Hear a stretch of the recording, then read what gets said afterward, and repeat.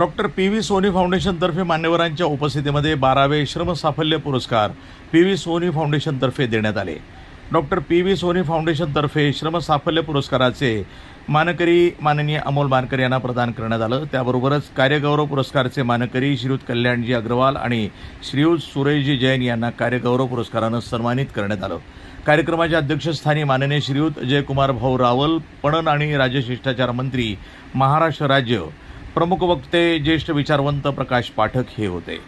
यावेळी P V. Sony फाउंडेशनतर्फे तसंच सौ डॉक्टर अनुराधा सोहनी यांच्या आई यांच्या स्मरणार्थ अपंग व्यक्तींना मदतीचा हात म्हणून 3 चाकी सायकल आणि व्हीलचेअर आणि वृद्ध व्यक्तींना काठ्या देण्यात आल्या. मान्यवरांच्या हस्ते तेही देण्यात आलं. पी.व्ही. श्रमसाफल्य पुरस्कार प्रदान राज्याचे मंत्री माननीय श्री जयकुमार भाऊ रावल आणि प्राध्यापक प्रशांत पाटील यांच्या शुभ हस्ते प्रदान करण्यात आले.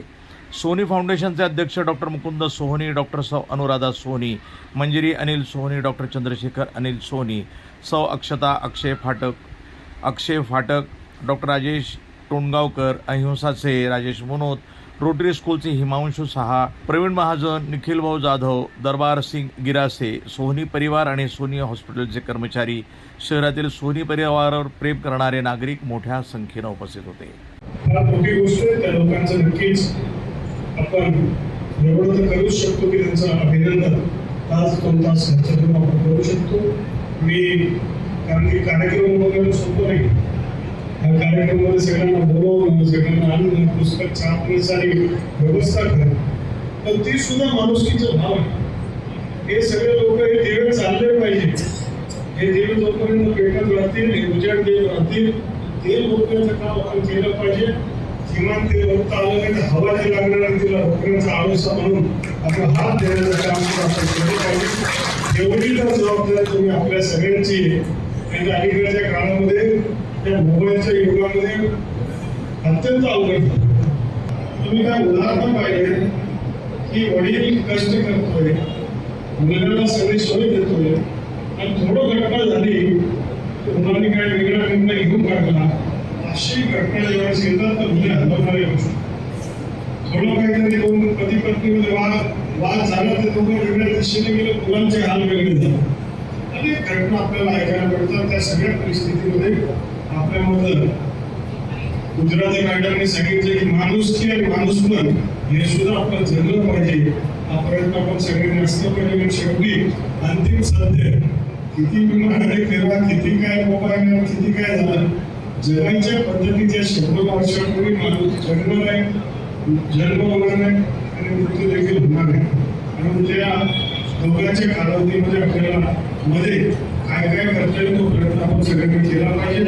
मी गोंधळाच्या या वेगळ्या रूपाला नेहमी अभिवादन करतो, अभिनंदन करतो की गोंधळाच्या अनेक गोष्टी घडत असताना अशा सुद्धा लोक आहेत की अमोलजींचा सत्कार झाला, सुरेशजींचा सत्कार झाला, पाठक साहेब आमच्या कार्यक्रमाला सतत येत असतात.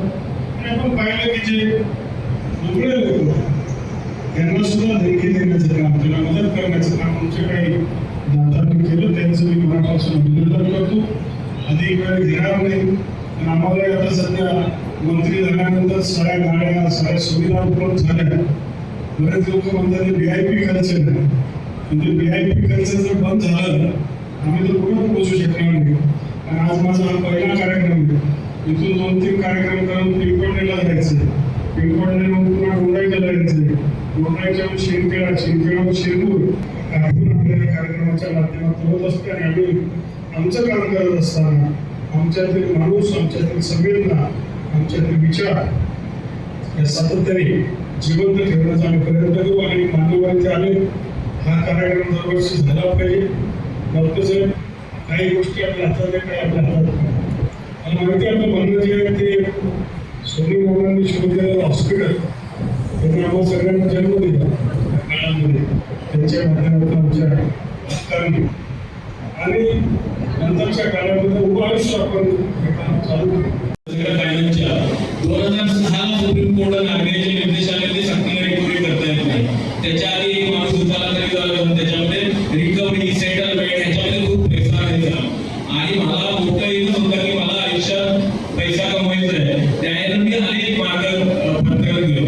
रिकव्हरीतून पैसा यायचा, FSC मध्ये चांगला व्यवसाय करायचा,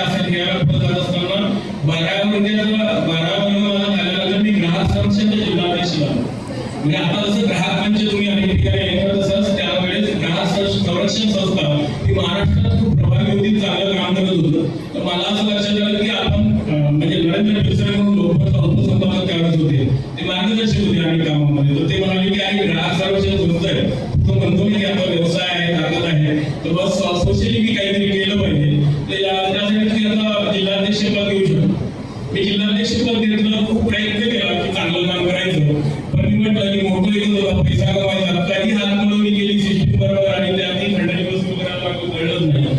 असं होत गेलं की प्रवाह मला त्या दिशेला न्यायचा आणि मला पैसा मिळवण्यासाठी मी सगळेच कामं करायचं. अशा अनेक आहेत, म्हणजे बाकी खूप सारे कामं आहेत मी इथे बोलणार नाही. पण 2008ला त्या घटनेनंतर जेव्हा मुलीला आणलं तर माझ्या मनात एकच होतं, ज्यावेळेस मी तिची भेट घेतली होती तर त्या 19 वर्षाच्या मुलीला मला समजावून सांगितलं होतं की हा सगळा प्रकार महाराष्ट्रामध्ये अनेक ठिकाणी होतं. माझ्या आईचं म्हणणं आहे की तू जरी मोठा काही गुन्हा केला नाही तरी सुद्धा तुझी पुण्य काढण्यासाठी हे सिम्बॉलिक होतं. म्हणजे हे की जर हिने पंचायतीमध्ये 3 वेळा हक्कासाठी उभी राहिली होती आणि मग त्याच्यानंतर पण ती कुठली स्त्री हक्कासाठी उभी राहू नये, पुढे येऊ नये, ती कुठल्या पक्षाच्या तोंडी लागू नये, यासाठी तो अनेकांना सबक मिळावा म्हणून हे तिथं दिंड काढण्यात आली. प्रतिनिधी अख्तर शाह, धुळे, दोंडाईचा, NTV न्यूज मराठी.